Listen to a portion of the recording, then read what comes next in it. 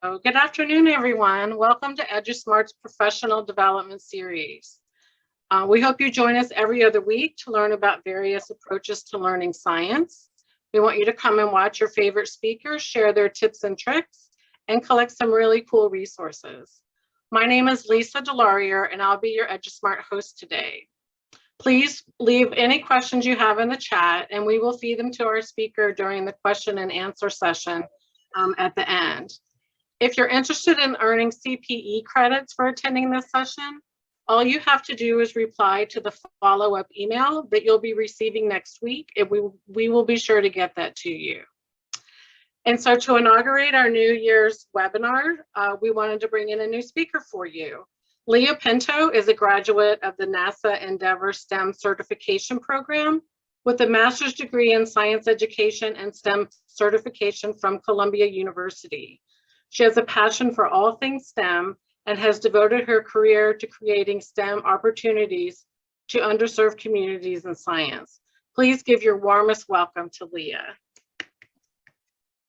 Thank you so much, Lisa, for that awesome introduction. And I am so excited that everyone is here with us today. I was just telling Lisa, I'm so impressed of anyone who can manage to come at this time of year. We know that this is such a busy time of year for teachers, and especially for new teachers. I think this year we have an unprecedented number of new teachers, both in the classroom for the first time and teaching science for the first time. So this session today, the loudest class in the hall, is specifically geared to help our new teachers understand some of the best practices, specifically in implementing inquiry in the science classroom. So to get us started today, I have a question for you. On a scale of Charlie Brown to Magic School Bus, where do you think good science education should fall? What should it look like and sound like and feel like on this scale? Do we want our students sitting in rows, watching the teacher with their little pencil in their hand and the teacher up front going wah, wah, wah, wah, wah, wah, or a field trip into outer space?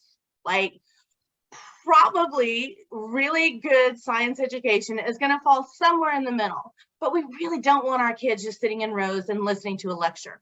That's not how people learn science. That's not how our kids learn science. So while maybe we don't want to go all the way to a field trip in outer space, we do want our kids up and talking and engaging with each other and making some noise in the classroom. That's how they're going to learn best. So they will be talking about some of the ways that we can implement inquiry to help our students really experience that authentic engagement in science instruction. We'll talk through some routines and ways of helping create a shared, safe environment for students to explore the world around them. We'll talk about how to use an anchoring phenomenon to create that shared experience in inquiry. We'll definitely be talking about inquiry labs and lab safety, especially for new teachers. And then we'll end with a discussion or end with talking about how students need to be discussing science, both whole group, small group, those partner talks, and of course, writing in science, because writing is science. That is how we communicate in science. So I taught in a 7th grade Title I school for over 10 years. And one of the best things that we always started our class with was music. Like, there's a million different science parodies out there. So we're gonna start today with some awesome science style.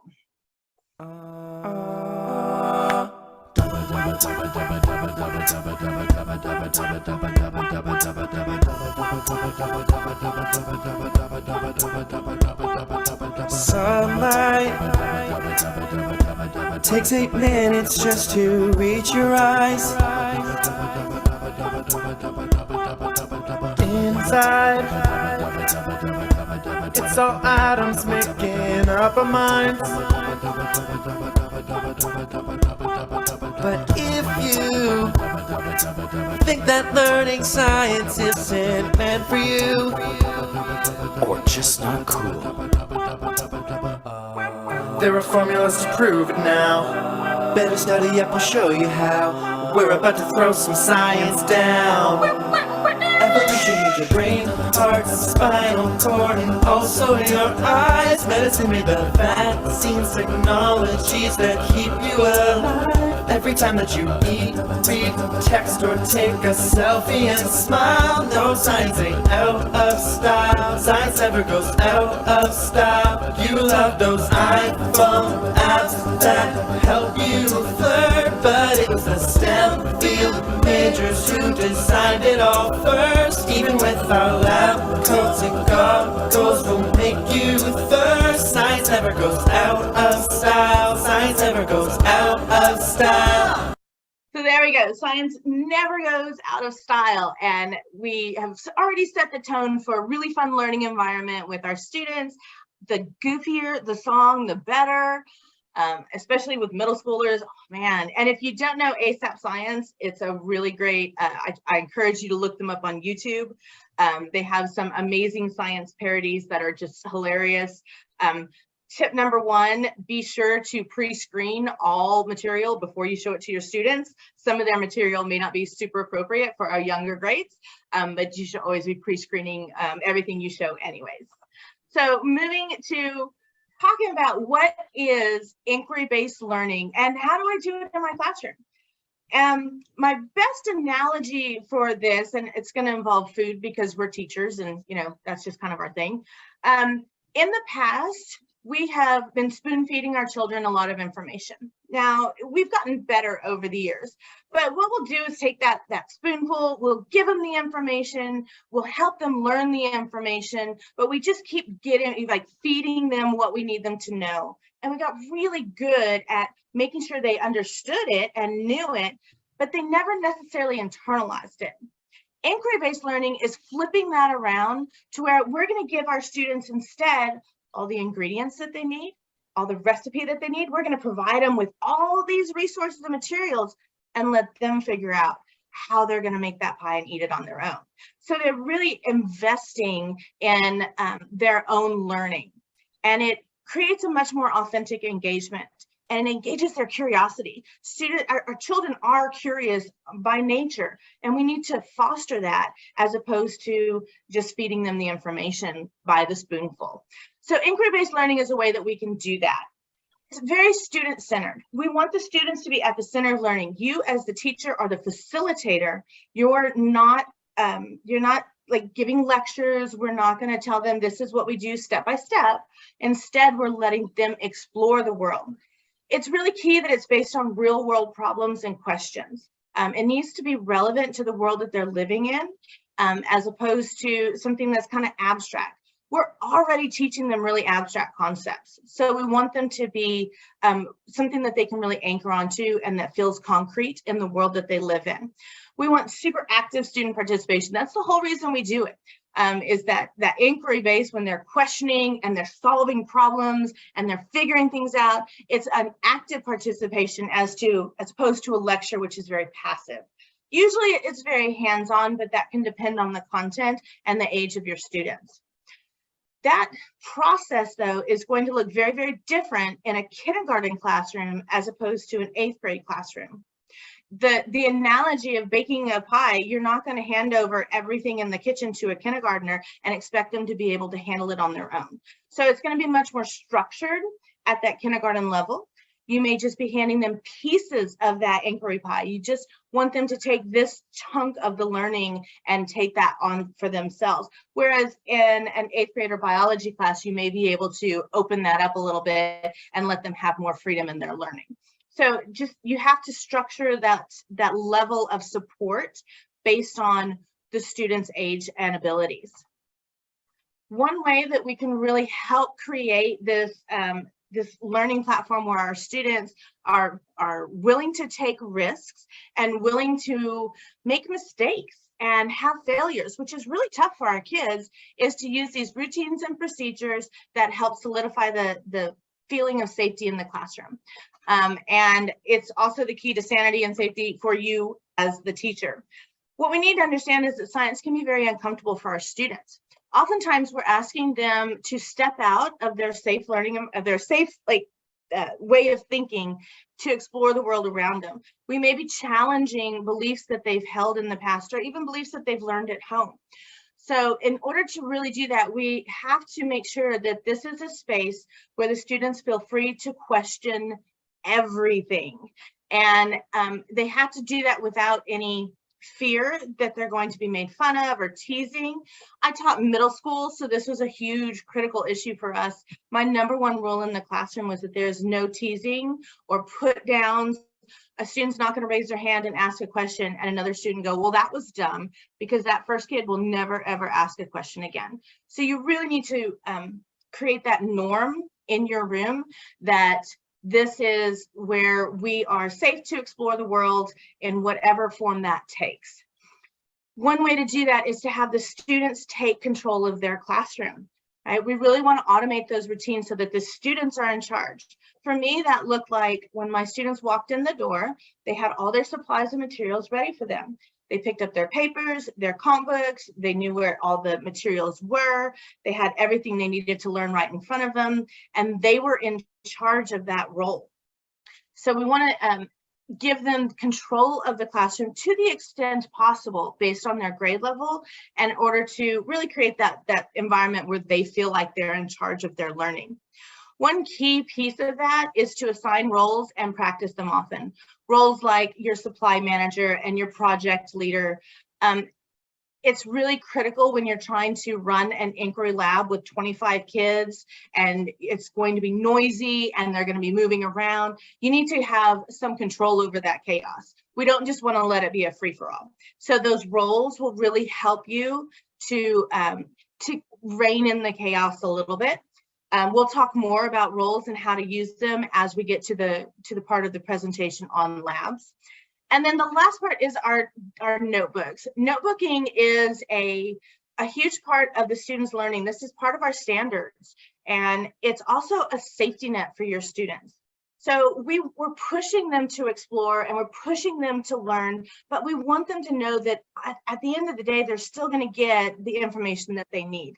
And so we're going to come back and really use our notebooks to give them that safety net. They should be writing, they should be using this comp book every single day in order to solidify those routines and solidify their learning.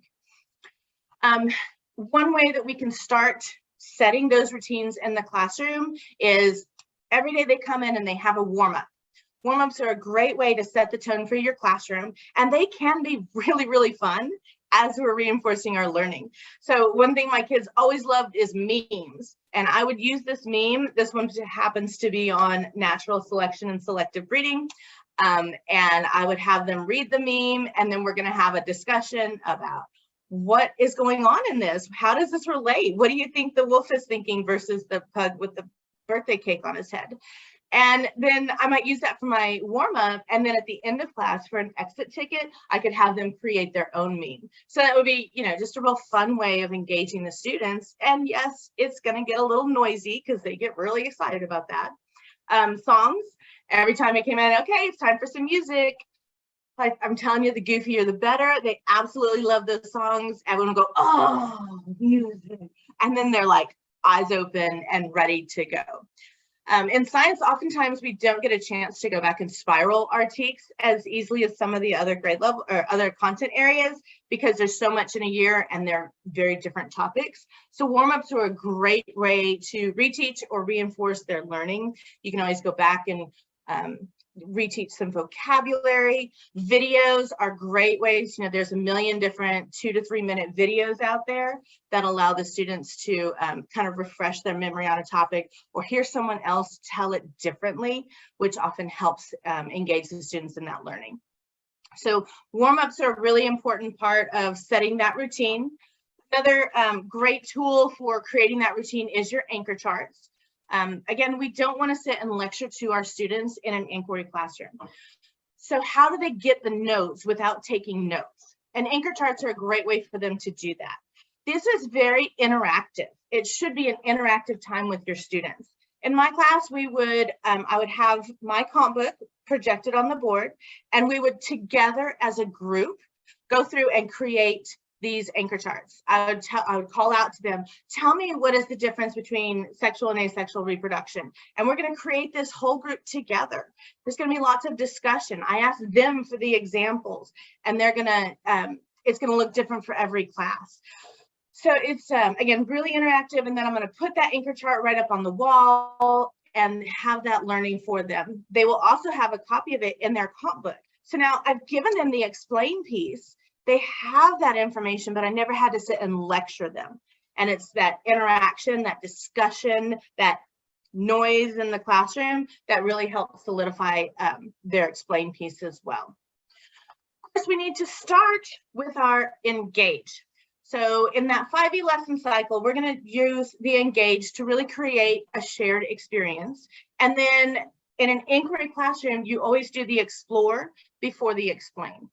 So this engage is going to be creating some kind of phenomenon. And one thing we've found over time is that new teachers, they hear that word phenomenon and they tend to think, wow, this has to be something really big, right? I'm going to have, Mentos and Coke and explosions and things. A shared experience, a phenomenon doesn't have to be anything like over the top crazy. It can be as simple as a video or a story, some kind of quick demo, or some kind of engagement. So over the next 2 minutes and 45 seconds, we're going to explore a really great phenomenon together. In my class, I would ask my students to take out their comp book and number 1 through 4. And I'm going to play the video, and then at various points, I'm going to stop, and the students are going to have a quick discussion and write a prediction in their comp book. So here we go. Our phenomenon for World's Weirdest.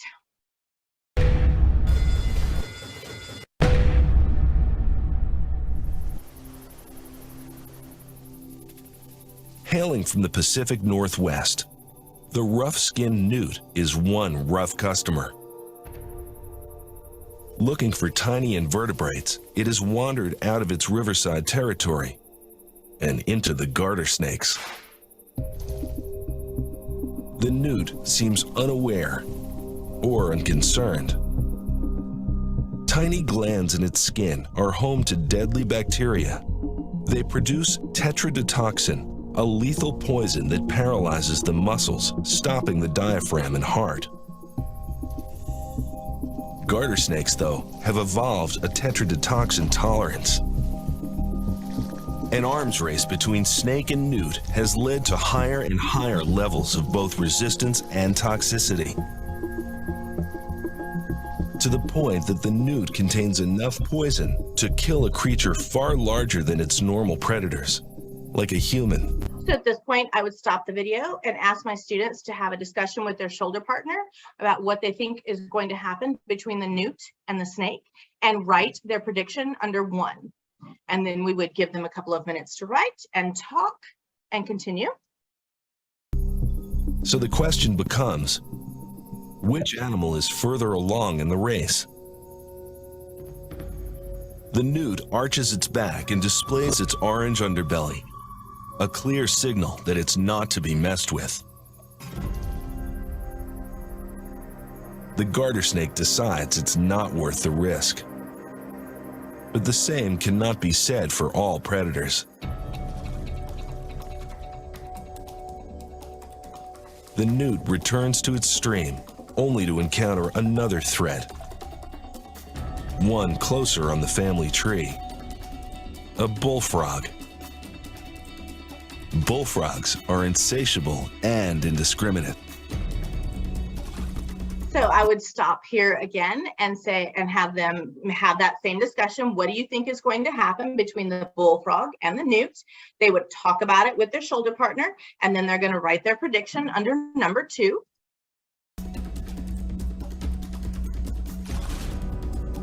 It swallows the newt whole. Inside the bullfrog's belly, it's a race between the stomach's acids and the newt's poison.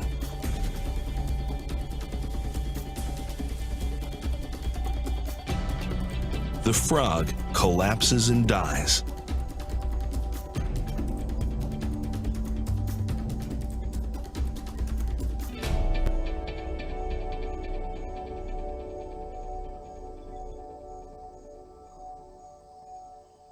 The newt climbs out and is finally on the way home. All right, and then we would pause again. I would have them discuss, were your predictions correct? what did you think about when the newt like walked out of the bullfrog's mouth? Of course, they're all freaking out like, oh my gosh. And then for question number 4, I would ask them, what do you think this can tell us about the interactions between organisms in an ecosystem? And I could use this over and over again as we're talking about food webs and food change and those interactions in an ecosystem to really guide that discussion. I'm going to keep going back to, is that relationship as simple as predator and prey, and just really continue to reinforce it.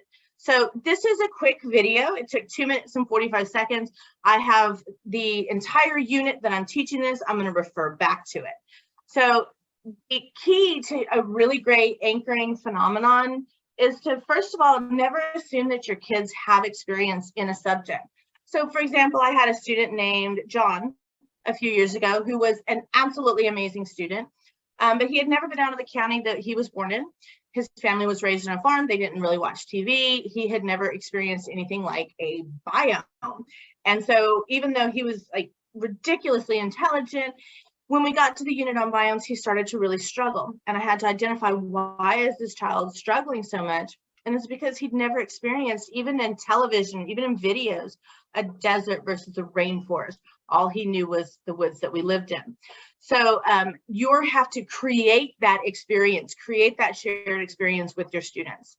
Again, you refer to the phenomenon repeatedly throughout the unit. We're not going to show a video and then never talk about it again.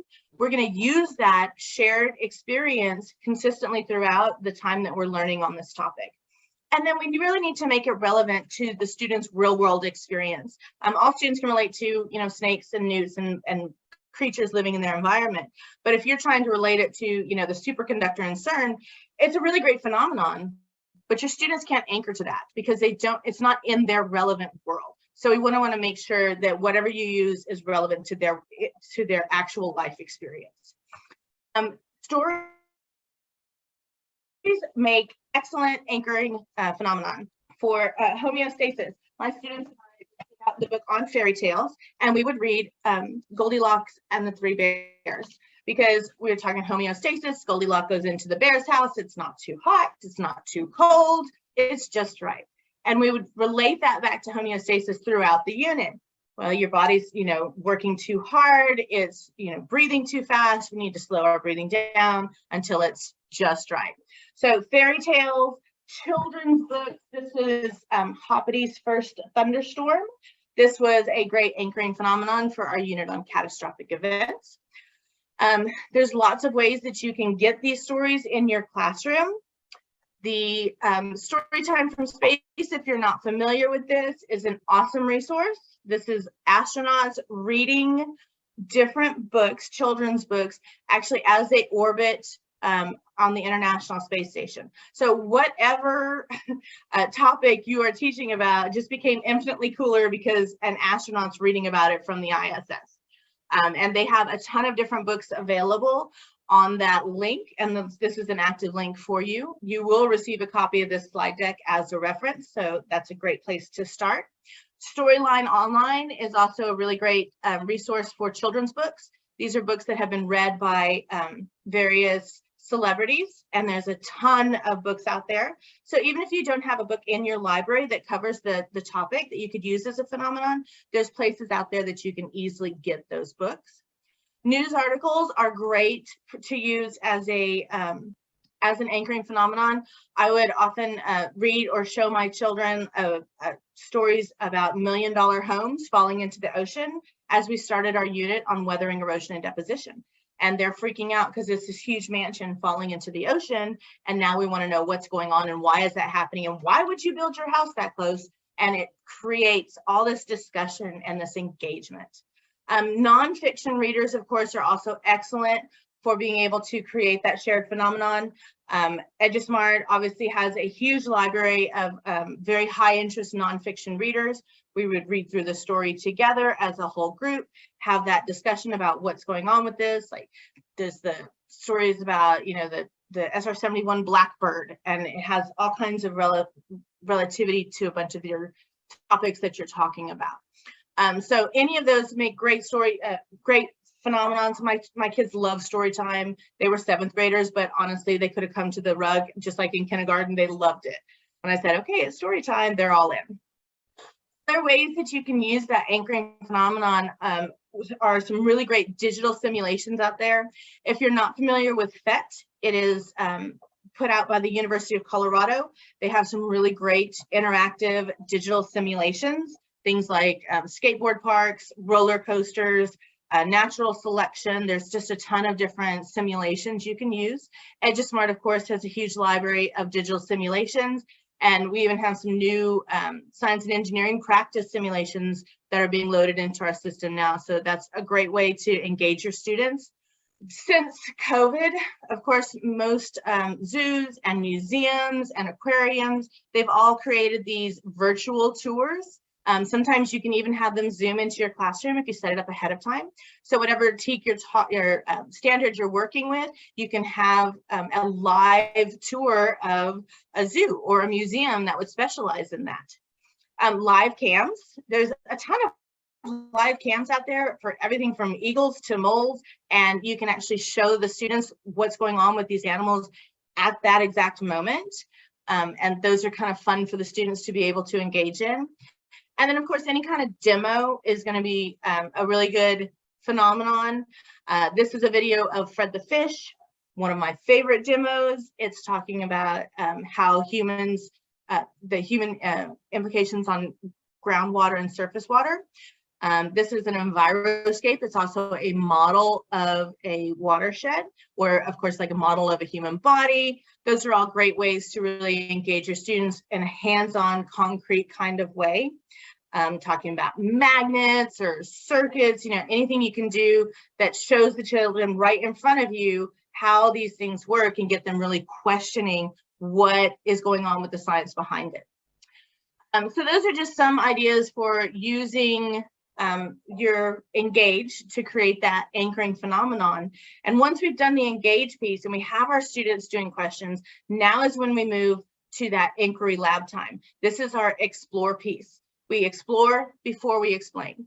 Another huge misconception that a lot of beginning science teachers have with labs specifically is that labs have to be this big, huge production, right? We're going to mix chemicals and we're going to have things bubbling and stewing and we're going to dissect stuff and we're going to use chemicals and all the glassware and microscope. Labs don't have to be huge in order to be effective. The labs can look like using paper to create the products and reactants from photosynthesis. And all I have is little slips of paper. We know that a minimum, depending on grade level, a minimum of 40% of our instruction time has to be in labs and hands-on activities for the students, all the way up to 80% for our younger grades. So it's not always going to be this huge activity. Models, creating models, working through problems together, all of those can be really great inquiry-based labs. And there's a ton of them out there. The key to making sure you're using inquiry is that you are letting the students construct their own knowledge as opposed to giving them the information. We never want to do a cookie cutter lab that says do step 1, step 2, step 3, now observe this. What we're looking to do is say, all right, why don't we try this? And what do you observe? What do you think you're seeing? And how can we relate that back to what we've been talking about? You're asking the students to do the thinking. You're asking them to make the connections based on the information and the supplies and resources you've given them. So it's not always for a younger grade. Sometimes they really need those step-by-step directions, but how you approach the problem, whether you're telling them what to see and what to do and what to observe versus asking them, what do you observe? And tell me about this and tell me why you think this is happening, can really shift that into inquiry versus spoon feeding our students. For me, the number one thing with labs is that lab safety is non-negotiable. Week 1, I would always make my students sign that safety contract, and then we would begin practicing roles. And these roles are what keep sanity in the classroom. I had the smallest classroom on campus, and I had 25 students, and I had a sink about the size of a postage stamp. And all of our labs were done in that room. We dissected eyeballs in that room. The key is that you have to control the chaos. So your students are going to be talking. They're going to be, I have no problem with them standing up and moving about their area, but only one person in the group is allowed to move around the entire room. And that was our supply manager. That supply manager can go and get anything that they need, but only that one student from each group is allowed to move around. Timekeeper is always there to just kind of manage that expectation of time, keep everybody on track. Your recorder is your, who's going to record the data for the group. And then your project manager helps to keep things running. This is the person who kind of helps you to control that chaos. You can call these roles whatever you want, but it's really essential that only those certain students have access to the rest of the room, and who's going to be in charge of things like cleanup and recording data. So practice those roles with every single activity that you do so that when the labs do come, they know exactly what to expect.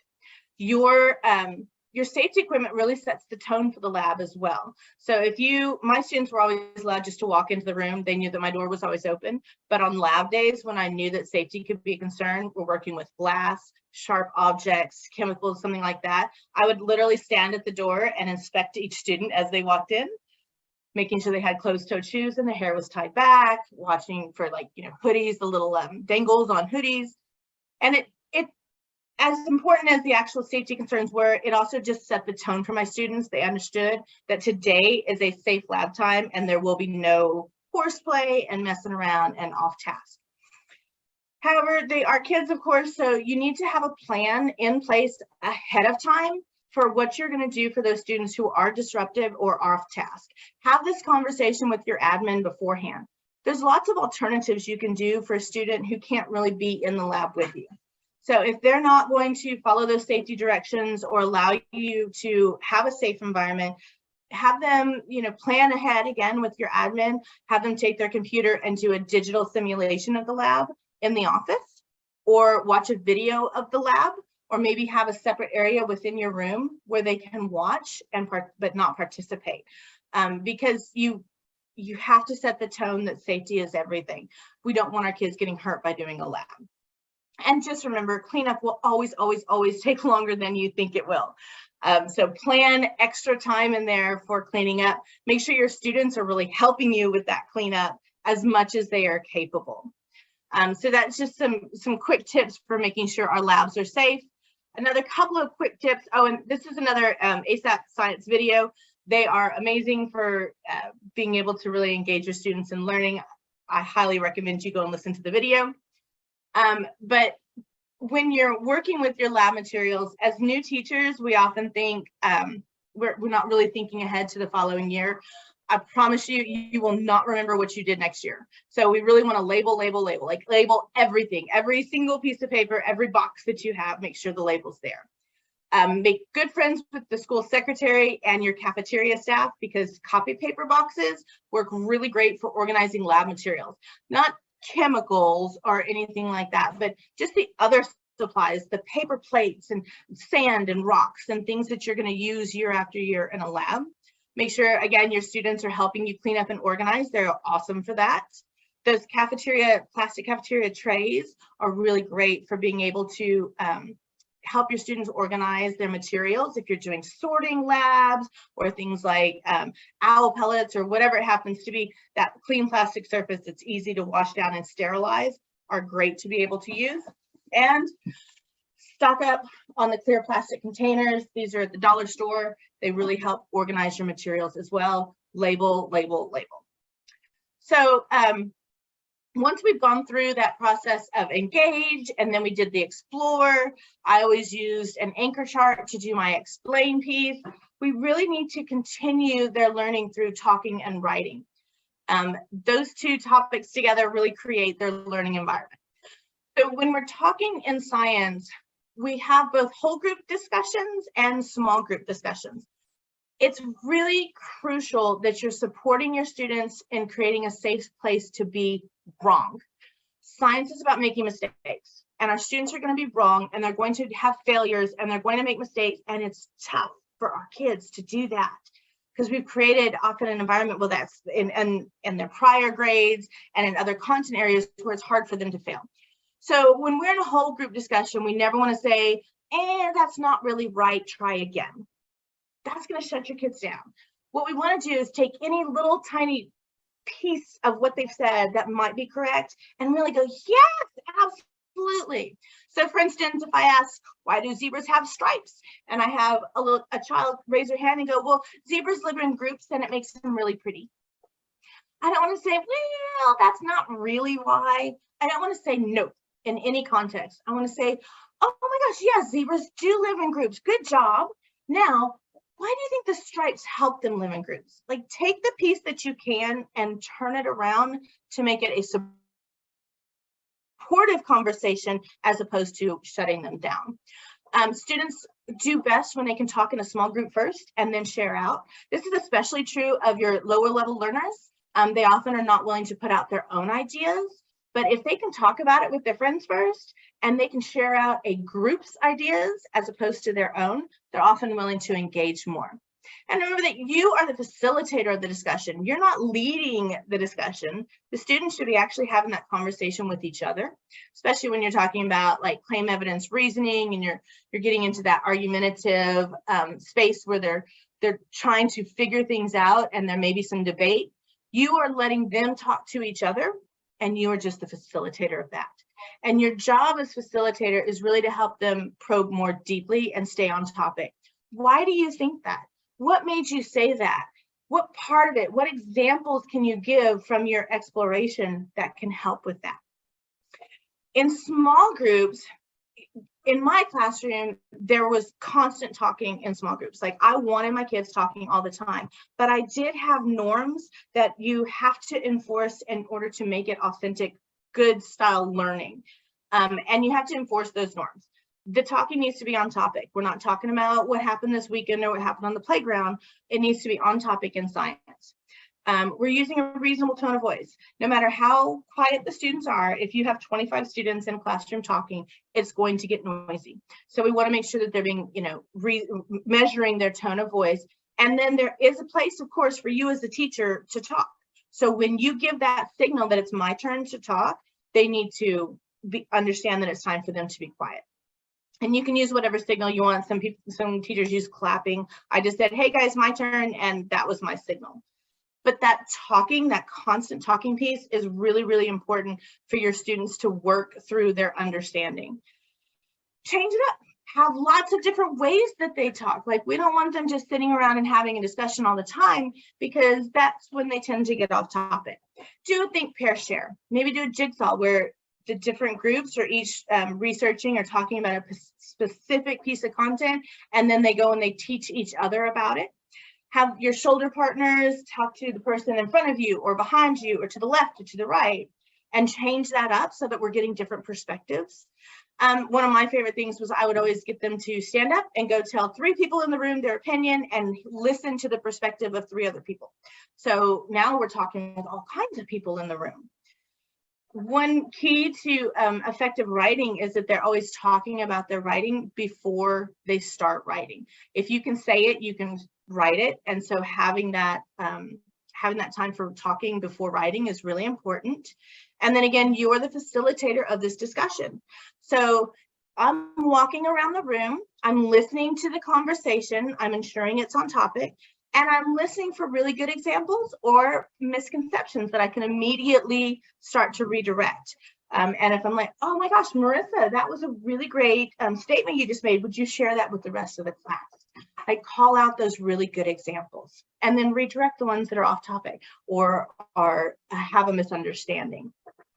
And the last piece of this really active, loud, noisy classroom is writing. Writing is science. This is how scientists really communicate. And this is how our students will communicate their learning and solidify their ideas. Always allow that time to talk through it before they start writing. For the first 4 or 5 years of my career, I always made the mistake. My students could hear me say it over and over again. I would say writing time is quiet time. And then I started to listen to what they were actually talking about before I made them stop talking. And they were just talking through their ideas. Like, I do that. My students need to be able to do that. Writing is collaborative. So when they're working on a claim evidence reasoning or a lab data wrap up, where they need to talk through those ideas and make sure they have the ideas correct and talk with their partners who are doing the same lab with them and get those ideas on paper. So writing is collaborative, and it's especially effective for struggling students to partner them with someone who's maybe a little more proficient writer and be able to gain that knowledge from them. So even though we want them doing that formalized writing, writing doesn't always have to be formal either. We can have things like journal prompts, and we did one-sheeter notes in my class, which is where I would give them a blank piece of paper and allow them to write anything they wanted on it. That would be a cheat sheet for the test, right? So they're writing their own review for the test. Again, anchor charts, doodles, where I give them a simple shape and they have to create a vocabulary doodle. So they'll create a picture that represents that vocabulary word. Fiction stories are great in science. We would do things like, tell me about the day that you spent on the International Space Station, or tell me about your journey through the circulatory system as a red blood cell. Have them write as fiction. It's super fun for them. They're a little more engaged often, and it's still very authentic science writing. And then, of course, everything that they're writing should go in that all-important journal. Their journals are their key. They're safety net for everything, that all the information is in there and they can continually look back and get that comfort from having all that knowledge in their journals. So those are super important. So again, all of this does create a little bit of a noisy classroom. My classroom was definitely the loudest class in the hall, but it was always controlled chaos. It was on topic. The kids were learning, they were engaging, and they were willing to take the risk to learn. So I hope this helps some of our newer teachers to really be able to understand that process of inquiry, what inquiry might look like in a real classroom setting. And at this point, we'd love to open it up to any questions that we might have. We don't have any questions in the chat, so if you have a question, just feel free to unmute and ask your question directly. Yeah, I have a question, Leah. I noticed that as you were going through, you were using the 5E model. And I was wondering where in here was the elaborate or the evaluate, and whether or not you would recommend using the evaluate before an elaborate, just to be sure that the kids understood the concept, and then perhaps the ones that didn't understand the concept, you could do an intervention with them, whereas if they did, then maybe they can move on and do the elaborate while you kind of readdress the misconception. What are your thoughts on that? Of course, evaluation needs to be ongoing. And so one of the tools I think is most effective is exit tickets in your learning. And that is such an easy way to immediately judge who's got the concept and who doesn't. So I would have them write a quick exit ticket almost daily, maybe not every single day, but we would do those exit tickets and I would sort them into 2 piles.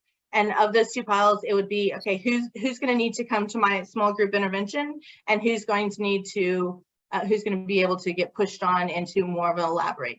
And oftentimes I would use stations for that. In a station setting, I can really have time for my small group. I can meet with those students and really group them based on exactly what their needs are, while other students are going around and maybe doing some research. They're creating some kind of product, like a PowerPoint or some kind of poster, or I'm just big into actual, hands-on kind of learning. We would do interactive word walls. And so my other students are working on things like that, while I pull this, maybe the group that's struggling that I've found from my anchor chart or from my exit tickets, and be able to really target that piece of reteach that they need. Excellent question. Thank you. Yeah, we do have a question in the chat. Do you read the text for each unit, and how do you incorporate the reading of the text? We would start every unit with the breakdown of the TEK. And so what we would do is take a separate page in their comp book. I would write the TEK number at the top. We're going to write the vocabulary, like the verb is going to be in a separate color. It's going to be underlined. I'm going to highlight the verb so the kids know exactly what is expected of them. Like we took an entire page in their comm book and really talked through and broke down exactly what their learning needed to be on the topic. And we started every unit with that, or every TEK with that. So yes, I felt like in my class, I want to hand that learning over to them. So I want them to know ahead of time what is expected of them. And so for me, that it was called, we dissected the TEK is how I worded it to the students. And that way we would look at the examples that they had, and again, underline any vocabulary. I would use 3 or 4 different colors to make sure that the verb was really bold, and any key words were in a different color so that they were also really stood out. And I used that color formula. I'd have them do 3 colors, and the verb was 1 color, the keywords were a color, and then all the other text was that 3rd color. And that dissecting the TEK, that put the responsibility for their rigor, their level of rigor of understanding in that topic on the student. Thank you. Another really great question. Any other questions?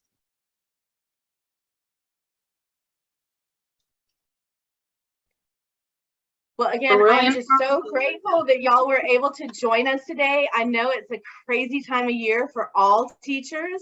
And I'm really appreciative that you were here. Thank you so much for participating. Yes, ma'am. Yeah, we do have an extension of that last question. Oh, okay. About reading the text. So they were responsible for reading at home about the topic at home and not necessarily in class. She's trying to clarify your answer. We actually did that in class. That was where we started with that TEK in class, and it was usually a very quick activity, 5-10 minutes, depending on how elaborate the TEK was.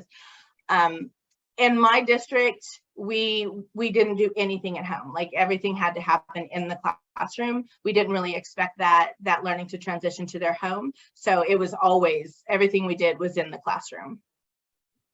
Okay, Leah, this is Shillelagh. So I'm not a very good typer, but so we use STEMscope. And so, they have the 5 E's. And so we go through the 5 E's, but there's always a pretty large reading section where they like we're reading the topic. And, just trying to, I'm only in my 3rd year, going into my 3rd year. So just trying to find the best way to, obviously you need to read. Yes. You need to be able to learn about what you're talking about. But just, the tediousness of that sometimes, and, they're the humdrum part of reading, but I don't understand how we can learn without reading about the subject matter. So I'm still learning. So just to reply to that. Awesome. Yeah, thank you for elaborating. So reading is, of course, crucial to their learning, and there's so many ways that you can incorporate it. The problem is when it gets to have those really long reading passages that are covering a lot of information. One way that I would work that into my room would be to have it as part of a station. Like they could do that piece in station with a shoulder partner, like have them reading in collaboration with each other. That way they're relying on each other. They can read out loud to each other, which helps them stay focused and on task. And that way, you have other things going on, like they're more willing to commit to that piece of reading time if they know that afterwards they're going to move to a station where they're engaged in a hands-on activity, or that they're watching a video, or that they're doing other kinds of tasks. So there is, of course, always that place for reading news articles, and STEMscopes and all, but make sure that it increases their buy-in if they know that there's more coming also. Does that make sense? That's just how I would always work it into my room. And yes. Lisa, you may have some other really great ideas about how you can incorporate that. Oh, I'm going to leave you with that for today. Okay. I'd like to share one thing about the reading aspect of it. In our district, we do vertical alignments, but we also have teams of teachers, a reading, a math, and a science specialist, bilingual, and so forth, get together. And so one of the things we've done is look at the reading passages first and foremost. What are the reading passages? When are they teaching it? Because there had to be some kind of continuity and a pattern of the kids have to know this before they know that next statement. And then what we did after we determined what the reading passages were, we went in and realigned all of our science teaks so that it's a fluid movement. It's they're in reading and they get a science passage because we know that on the STAR, they're going to have science and social studies passages. So that was just one move that we made. So I would encourage anybody to go talk to their reading people, find out when is their reading nonfiction showing up, fiction, even poetry, when is that showing up? And could we use a reading passage, whether it's from, we're using Savvis, but we also have STEM scopes. And so there are some wonderful passages there. So they're willing to work, teachers that are willing to work to make that more fluid. And we know that once the kids have that reading passage, that background, that shared experience, when we go into the lab, it makes sense. They are now able to make connections. And so it's been quite interesting to see how that's coming together. Yeah, I do love that idea of taking science out of the science classroom and incorporating it into your other content areas. There's such great reading passages out there for your ELA teachers or interventionists to be able to use to really help guide the science instruction. So it should be that collaborative effort. They're going to be reading in their other content areas anyways. It's great if they can do that reading in an authentic science passage. Yeah, it's also, we've also managed to incorporate the music, what they're doing in art, what they're doing in PE. Beautiful. So when you have that cross-curricular team on a grade level, all looking at what are the essentials, what do these kids have to know, and narrowing everything down and then trying to figure out how are we going to present this in an authentic way and for these kids to make, here's my life experience, and now I'm going to transfer it to this new learning through these different modalities. So it's intriguing. That's really amazing to have that level of cross-curricular connection. I really love that. Thank you. Well, if we don't have any more questions, I know Lisa has shared our survey with you in the chat. If you can please complete that survey, that helps give us a lot of feedback.